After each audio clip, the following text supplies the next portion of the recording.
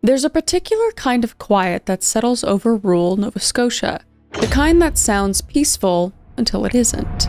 And Pictou County holds a community so small, so tucked away from everything, that some neighbors have never once crossed paths. Lansdowne. Now, you probably haven't heard of it, and most people haven't. Thick woods stretch in every direction as far as your eyes can carry you. And the isolation isn't just geographic, because it seeps into everything, into the houses and into the people. And a woman named Malaya Brooks Murray called this quiet corner home. And Malaya was raising her 2 kids there, a little girl obsessed with anything pink, and a 4-year-old boy who spent his days on his hands and knees hunting for bugs under rocks. And then, one morning, they were just gone. This is the story of Lily and Jack Sullivan. Crime, conspiracy, cults, serial killers, and murder. All things that I love to consume, and I know you do too, you sick, twisted, beautiful, intellectually minded freak. And today we are doing a little mini episode, a little bonus episode, if you will, but it is about an extremely puzzling and disturbing case. So without further ado, let's unbuckle our seatbelts, go Mach 5 down the highway, slam on the brakes, and bust through the windshield into this puzzling case together.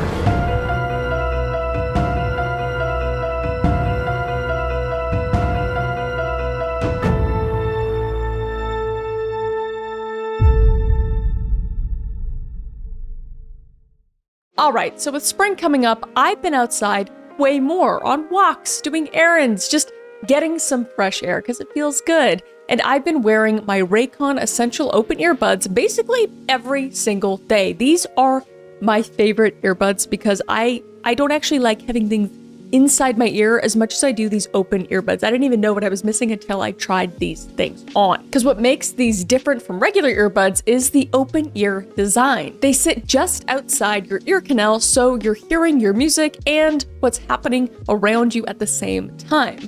And as someone who's always out and about, that awareness actually matters. And they're also super lightweight with a flexible hook that just stays put. At the gym, on walks, and even cleaning my house, it doesn't matter, they always stay in.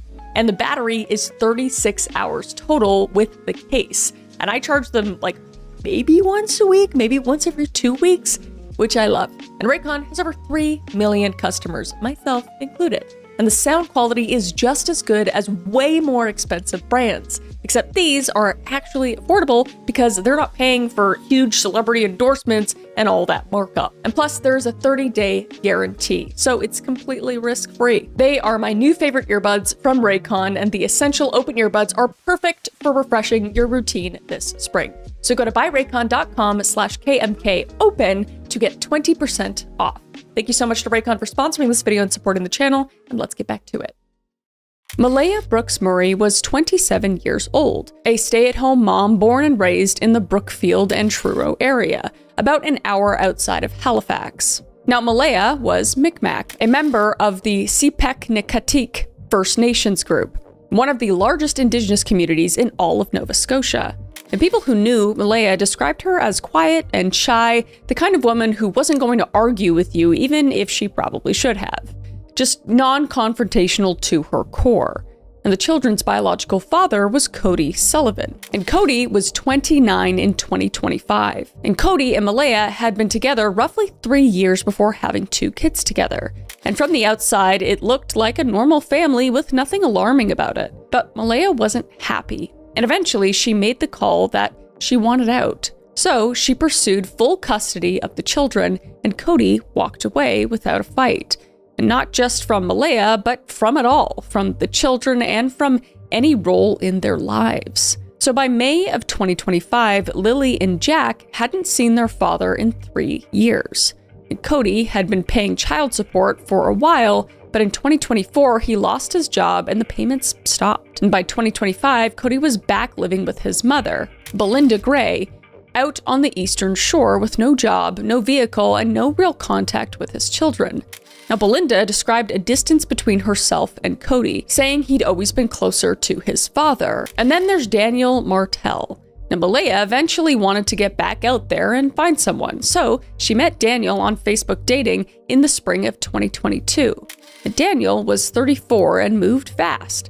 And by fast, I mean within 2 weeks of meeting her, he moved in with Malaya. But Daniel had a history with meth and cocaine and was trying to start over and build something new. And according to Malaya, she didn't find out about any of the drug history until a year into their relationship.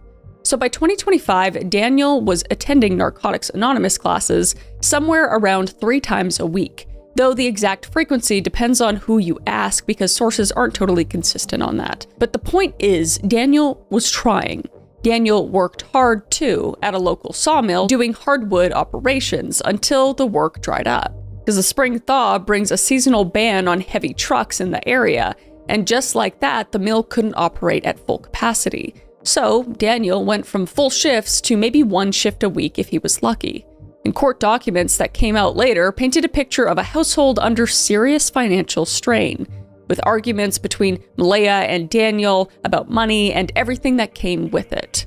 So here's what you had. A quiet, non-confrontational mother trying to find a new love after a relationship that had fizzled out, a man with a complicated past doing his best to step up for this ready-made family, and both of them were struggling, but functioning together, for a while anyway. So in August of 2023, Malaya would make a decision that, in hindsight, becomes one of the more troubling threads in this entire story. Now, Malaya would pack up Lily and Jack and move out to Daniel Martel's family property in Lansdowne, rural Pictou County, about 65 kilometers from Truro, where Malaya had grown up, where her mother was, and where her friends were, and just generally where her entire support system lived. Just gone, all of it. And Daniel's mother, Jenny Mackenzie, already lived on the property in a trailer, and Malaya and Daniel moved into a separate mobile home nearby with the kids and their new baby daughter. And then, according to a close family friend, something shifted, and Malaya started pulling back from everyone, and it wasn't just because of the distance either. Something in Malaya's mood had changed, and she wasn't doing well in the months before everything fell apart. And Belinda Gray noticed it too. And Belinda had been staying in contact with her grandchildren despite Cody's complete absence, coming by every so often to see Lily and Jack, but after the move to Lansdowne, those visits stopped and contact went quiet. And the money problems weren't going anywhere. And by early 2025, there were 5 people in that mobile home: Malaya, Daniel, Lily, Jack, and their baby sister, Meadow, who was only 16 months old. Now, Lily Sullivan was 6 years old, born in March of 2019, and she had light brown hair, bangs, and an absolute devotion to the color pink. Pink boots, pink blankets, pink everything. And Lily would spend hours in the fenced backyard of their mobile home talking to her dolls and stuffed animals like they had opinions worth hearing. And she followed her little brother's lead too. Jack Sullivan was 4, born October 29th, 2020, with short blonde hair and the kind of bug obsession that only 4-year-old boys seem to fully commit to. And Jack would flip rocks and poke at logs and investigate every inch of the ground like he was on some kind of scientific contract. And Jack wore his blue dinosaur boots almost constantly and was still going through potty training at this time. But these two were inseparable, brother and sister and best friends all at once. Happy kids who loved playing and loved people, even if people were hard to come by way out in those woods. But they weren't completely stuck at home though. Both attended Salt Spring Elementary in Salt Spring, Nova Scotia, about a 20-minute bus ride from home. And Jack was in pre-primary and Lily was in primary, roughly the American equivalent of preschool and kindergarten. Now, the children did have some developmental concerns. Malaya described them as possibly autistic, not formally diagnosed, but behind in certain ways. Malaya said it wasn't extreme, just present, and the children were meant to get a proper evaluation at some point. And staff at the school had noticed things as well, and it went beyond academics. And the children's home environment raised concerns, because on one occasion, Lily arrived at school without proper winter clothing, visibly unkempt, and staff had to provide clothing for her. And that concern eventually prompted a child protection social worker to visit the home, but no physical injuries were observed, so nothing came of the visit. But then in December of 2024, Salt Springs Elementary posted a photo from a class trip on Facebook, and in it, Jack is sitting among his classmates in the forest with a visible green and purple bruise below his left eye. And there ended up being other photos that showed more bruises on the children in later reports. And in private Facebook messages, Martel, the children's stepfather, acknowledged the bruising and blamed it on Lily, saying Lily had punched Jack in the face. And Martel would also say that Lily had a black eye because Lily pushed down on a toy truck and it swung up and hit her in the face. So keep that in mind. But life inside that mobile home wasn't simple. A large wood stove took up a good chunk of the living room, and outside was a fenced yard with a chicken coop and a steep embankment the kids would sometimes play near.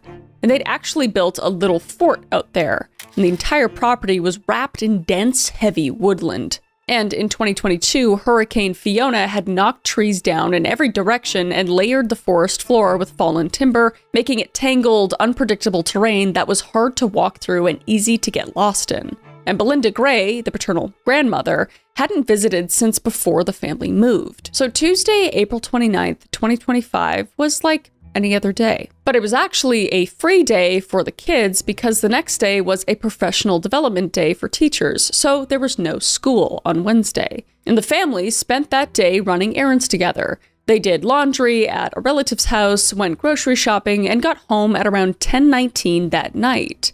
And Thursday, May 1st, the children stayed home because Martel and Lily had a cough. And since Lily wasn't going in, they kept Jack home too. So that afternoon, the whole family went out, and at 2:25 p.m., all of them were captured on surveillance footage at a Dollarama in New Glasgow, roughly 30 kilometers from their home. And that would be the last confirmed public sighting of Lily and Jack Sullivan. But May 1st was unremarkable by all accounts. Martel said he spent the evening working on the fence in the backyard while the kids got ready for bed and couldn't recall exactly when they went down. And Malaya said she put Lily and Jack to sleep somewhere between 9 and 10 that night, though police noted her timeline was inconsistent throughout. And before going to bed, Martel leaned a wrench against the front door as a makeshift alarm system. The idea was that if anyone opened the door, the wrench would fall, clatter, and wake someone up. And Martel had done this many times before, and it had never actually gone off. So somewhere between 6 and 6:15 in the morning, Malaya used the school's mobile app to mark both children absent. And same reason as Thursday, Lily's cough, and since Lily wasn't going, Jack wasn't going either. And it was a second consecutive day home for both of them. Between roughly 8 and 9:40 in the morning, Malaya and Daniel were still in the bedroom with Meadow, their baby. And Malaya said she could hear Lily and Jack playing in the next room before she went back to rest. And Martel said Lily came in and out of the parents' bedroom a few times that morning, while Jack could be heard in the kitchen and apparently opening the patio door to go play in the backyard. Now, Janie McKenzie, Daniel's mother, was in her camper in the driveway about 30 meters away and later told police she could hear the children playing on the swings at around 8:50 in the morning. And that was the last time anyone claims to have heard them. So at some point, and no one can pin down exactly when, the adults noticed the trailer had gone quiet. So they checked the kids' bedrooms and found it empty, and checked the rest of the trailer, but found nothing. And then went outside and called for the children, but nothing was called back. And the wrench was still leaning against the front door, exactly where Martel had left it, undisturbed, which meant the children had gone out through the sliding glass door at the back. Both pairs of boots were missing, Jack's blue dinosaur boots and Lily's pink rubber boots. So at 10:01 a.m., Malaya called 911 and reported that her children had gone missing. And right away, Malaya told the dispatcher that the children were possibly autistic and known to roam. And 26 minutes later, at 10:27 a.m., RCMP officers arrived at 1407 Garlock Road. And the response was enormous by any measure. Ground search and rescue teams flooded in from across the province. And the Civil Air Search and Rescue Association deployed aircraft, the Department of Natural Resources contributed air support, and multiple RCMP units arrived with police dogs and remotely piloted drones. And over 160 people were on the ground by May 4th, and they weren't slowing down.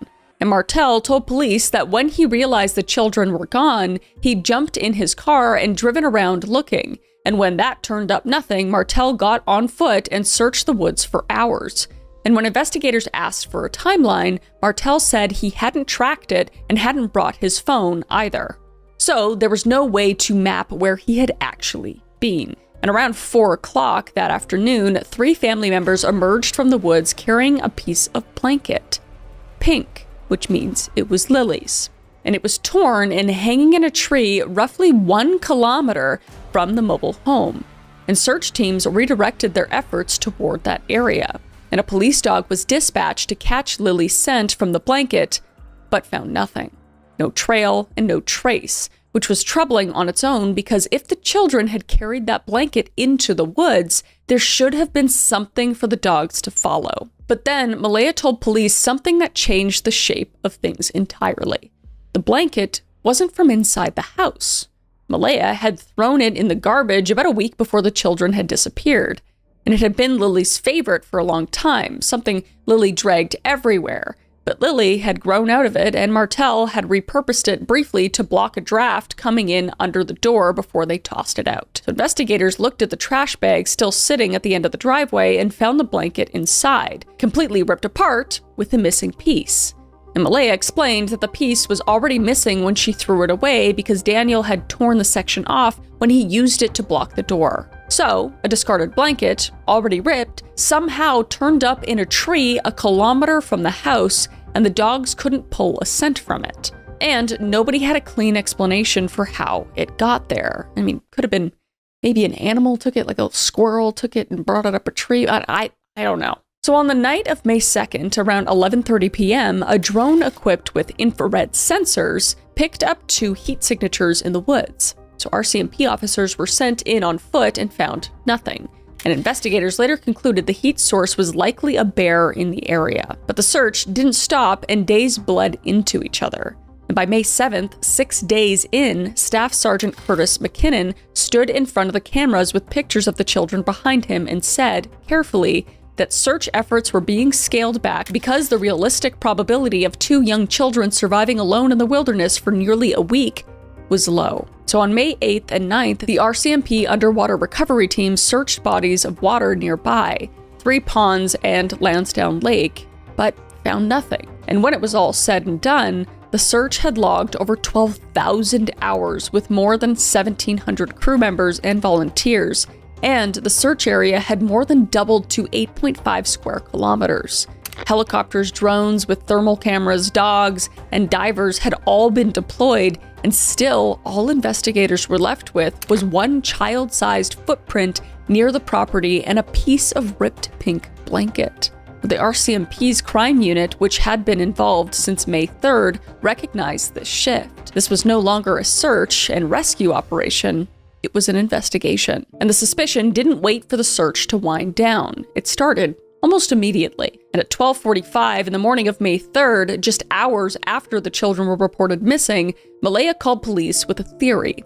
And Malaya thought the children's biological father, Cody Sullivan, might have taken them, and that maybe Cody had driven up, picked up the kids, and taken them to New Brunswick, where Malaya believed Cody might be living. So police were at Cody's door at nearly 3 a.m., and Cody was confused and disoriented, being at that time of the morning, just shaken by having officers show up at that hour, and told them he hadn't seen the children in over 3 years, because remember, he was a very absent father. So they took down some information and they would leave. And that same afternoon, things got loud, and Daniel Martel's drug history had apparently made its way to Malaya's family, and her sister was furious. And a confrontation broke out on the property, and Janie McKenzie eventually ordered the family to leave. Witnesses were there, and it got ugly. And at the Search and Rescue Command Center later that day, Malaya reviewed the maps of the search area, and the weight of everything hit her at once. And Malaya handed Meadow to a family member, went outside, and had a panic attack while medical staff attended to her. And when it was over, something had changed. Malaya packed up, left Lansdowne without Martel, and blocked Martel on social media, and didn't look back. And May 7th brought another development when a tip came in suggesting Cody Sullivan had been spotted at a hotel in New Brunswick. And police contacted Cody, and Cody said he hadn't left Nova Scotia. And they verified it, and Cody was effectively removed as a person of interest. So, who did that leave? Malaya went almost completely silent after this. And she gave one brief media interview during the initial search and then nothing. And police had advised her not to speak publicly because they were building a case, and in October of 2025, Malaya released a written statement through the volunteer group, Please Bring Me Home, saying, quote, I will never stop searching for my children until they are found and brought home safe and sound. Someone, somewhere, knows something, so please bring my babies home, unquote. And then, nothing again. And Daniel Martel did the exact opposite. Martel was everywhere, going from CBC to CTV to Global News to YouTube interviews, telling his story and correcting the narrative and pushing back. And at one point, Martel described himself as the figurehead of the Lily and Jack investigation. And in one interview, Martel actually spoke about himself in the third person, saying, quote, he has nothing to do with the disappearance. But in the public, as long as he looks evil, the public will judge him as being guilty, unquote. And people thought he was guilty because other photos surfaced after the kids' disappearance, and they showed more bruises on the children.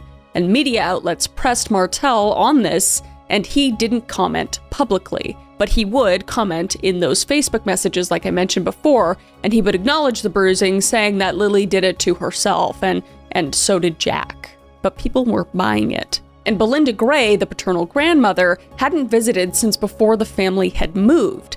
And when police showed Belinda photos of the children after they disappeared, photos taken in the months prior, Belinda was visibly shaken because they looked thin and malnourished with cracked lips. And Belinda said she believed the parents had failed these children, and she included herself in that failure. And when police later interviewed Brooks Murray, she was asked if Daniel Martel was ever physically towards her during their relationship. And according to documentation filed for a search warrant application, her answer was yes. She stated he would block her and hold her down when she would try to leave, even pushing her. And one time, when she wanted to call her mother, Daniel took the phone away from her, sometimes leading to something physical. And Martel denied all allegations against him, and he would yell in response. No physical violence ever transpired in the duration of their relationship. So they had their ups and downs, but he said things never got physical. And in all interviews with news sources, he continually denied the allegations, stating they were trying to design a narrative where he was the perpetrator. And although never brought to court, a pattern of isolation from the family, a control of behavior from contacting them through the phone, and supposed physical confrontations, investigators were cautious with his narrative, unsure of what truly occurred in their home months before the disappearance of their children. But the contrast between the way Malaya was acting and the way Daniel Martel was acting was very stark, and the internet naturally noticed. And people couldn't reconcile Malaya's silence with Martel's apparent need to be on every camera every other week. And both behaviors were scrutinized, with neither explanation feeling satisfying. And the true crime community went into overdrive, with Facebook groups, YouTube channels, and Reddit threads all analyzing and theorizing and speculating constantly. And a channel called It's a Crying Shame, run by a woman named Sunny Austin, was doing live streams on the case regularly and sometimes drawing thousands of viewers. And family members of the children would occasionally show up in the chat, including Belinda Gray and, of course, because he needs to be in the center of everything, Daniel Martel. And one of those viewers was a man named Darren Geddes, a distant relative of Brooks Murray's and a first cousin of her grandmother, Patty Pearson. Now, Geddes appeared in one of Sunny's videos and put forward a theory that Malaya had put the children in a vehicle and sent them away before calling them in as missing, covering himself with a half-hearted "could be wrong" while the implication was clear. And police took it seriously enough to interview Geddes on May 30th. And according to documents, he was confrontational and evasive and more interested in getting information from investigators than actually giving any to them. And he became upset when police wouldn't answer his questions. And a month later, Malaya gave police a recording of a phone call between Geddes and her mother, Patty Pearson, recorded on the evening of June 21st. And whether Geddes knew he was being recorded was unclear.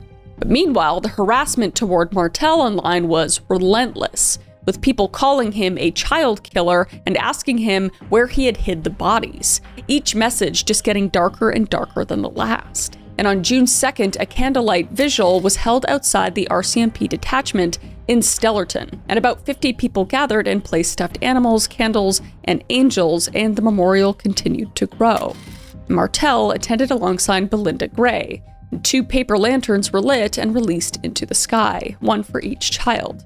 And afterward, Martel stood up and asked the public to stop targeting Malaya because her mental health, he would say, would affect Meadow. So as the search scaled back, the investigative machinery kicked into full gear, and nearly a dozen RCMP officers from across the country were assigned to the case. And on May 12th, both Malaya and Daniel took polygraph tests at the Bible Hill RCMP detachment, and both passed. And by June 2025, investigators had spoken to roughly 54 people with connections to the case, and some of those people were polygraphed as well.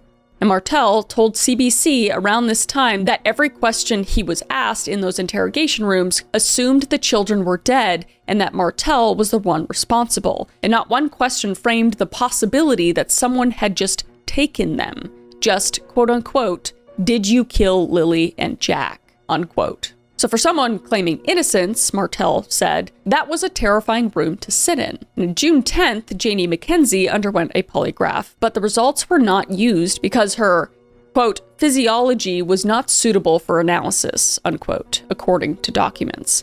And June 12th, Cody Sullivan took a polygraph and passed. And July 2nd, Cindy Murray, the maternal grandmother, and her boyfriend, Wade Paris, both took polygraphs and both passed. This is kind of irrelevant because you can't use a polygraph in court, so it's just, I don't even know why it's used anymore. But at this stage, police stated they did not believe the children's disappearance was criminal in nature, with no grounds to suspect someone had done this deliberately.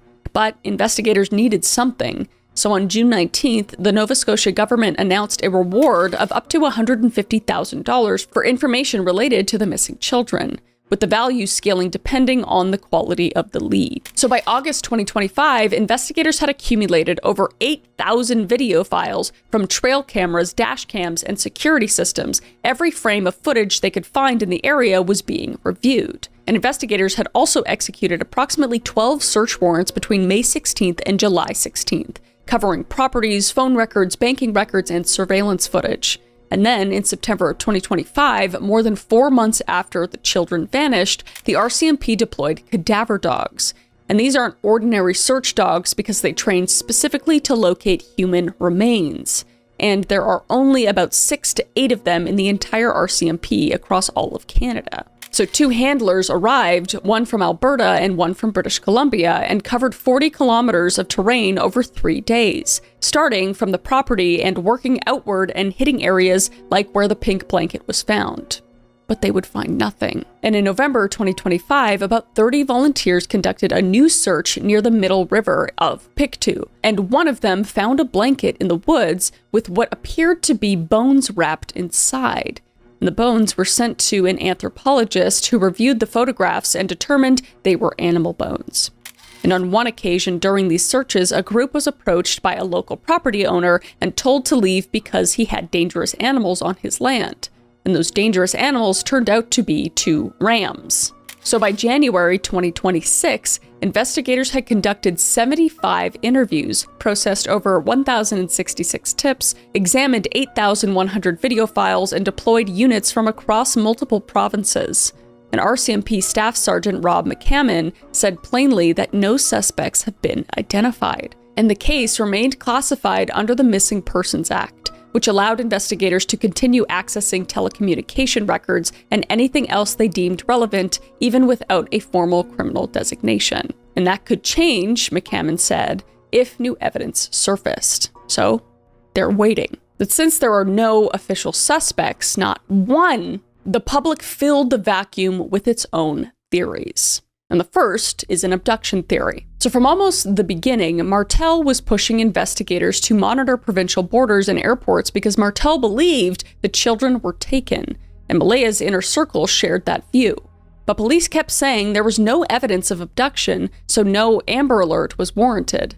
That is, until May 31st, when a woman named Natasha Haywood came forward and told police she'd been driving with her sons on the morning of May 2nd and spotted 2 children walking on the side of the road. A young girl was holding a younger boy's hand, and the boy had blonde hair and was wearing shorts, and the girl had dark hair in pigtails with a tank top with a blue string.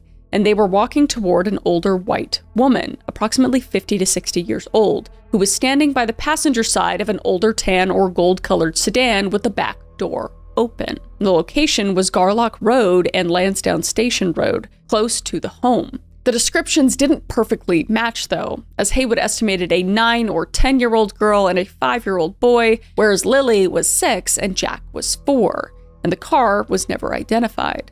And police looked into it, but nothing came of it, but the account fueled the abduction theory in a significant way. And the next would be that they just wandered into the woods. And this was the working theory from day one, and the reason for the massive immediate search response. Malaya had told the 911 dispatcher herself that the kids were possibly autistic and known to roam, so the assumption was that Lily and Jack slipped out through the patio door early in the morning and wandered into the dense forest and just got lost. And it was plausible at first, but less so as time went on. And Nick Oldreeve, founder of Please Bring Me Home, led a search in November of 2025, and after walking the area himself and seeing how thoroughly investigators had already covered it, Oldreeve was skeptical.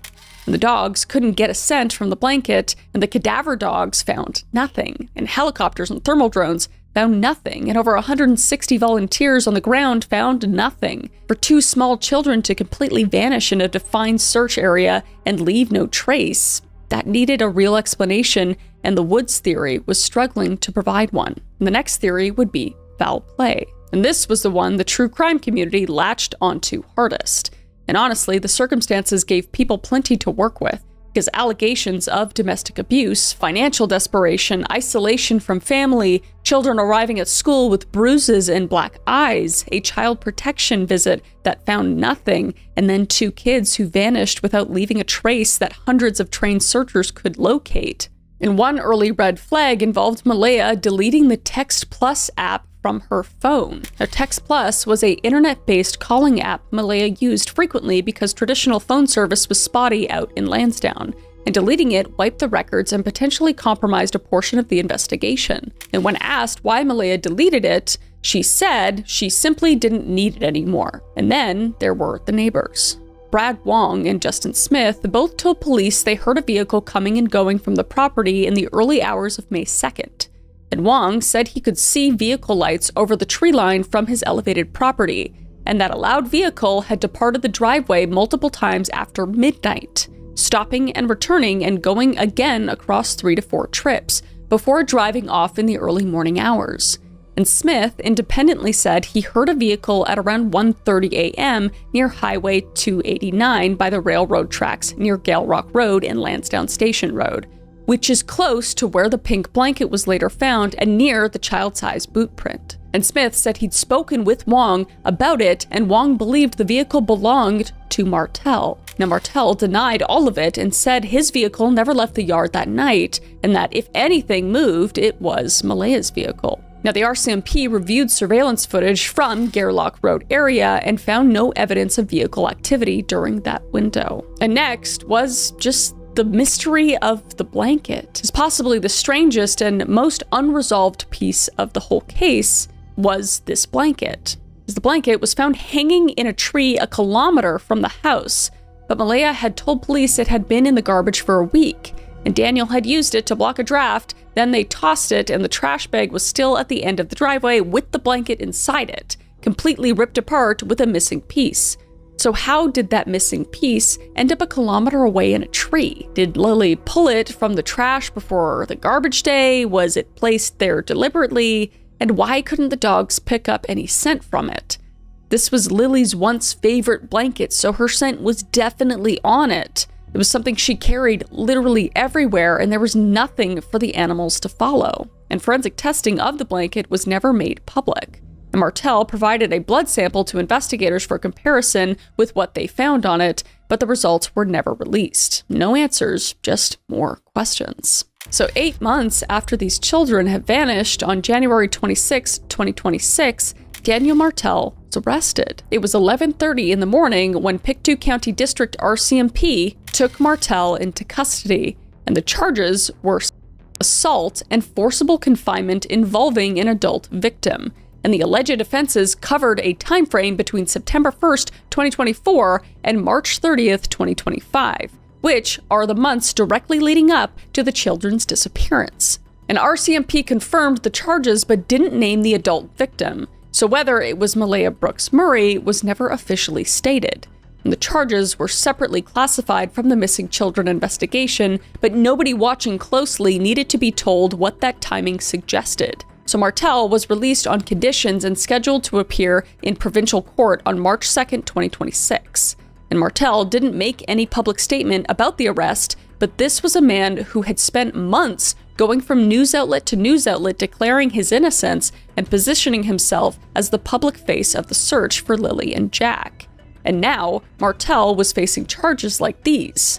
And the people who had already been suspicious of Martel had a lot more to be suspicious about. But as of February 2026, as I'm recording this, I know it's most likely March now, but as of February, Lily and Jack Sullivan are still missing. No bodies, no confirmed sightings since May 1st, 2025, when the children were captured on that Dollarama footage in New Glasgow. And there are no new leads the public, at least, has been told about.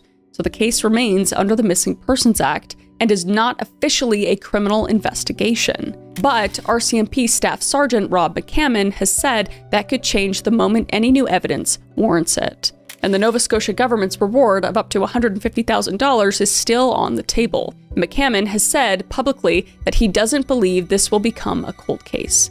That hope is admirable, and whether it holds up is another question entirely. And Malaya released her last public statement in October of 2025, saying, quote, "I will never stop searching for my children until they are found and brought home safe and sound," unquote. But 9 months, over 70 interviews, more than 1,000 tips, 8,000 video files, and 40 kilometers of terrain covered by cadaver dogs, ponds and wells and lakes and septic systems all searched, along with helicopters, thermal drones, and divers. And still, investigators were left with a child-sized boot print and a torn pink blanket. There are just no clean answers, and the case is still open, and the reward is still unclaimed, and 2 children, 2 innocent children, are still missing. Somewhere out there, maybe someone knows something they haven't said yet, and maybe they'll say it. And that is the reason I am making this video. If you know any information, please contact the local authorities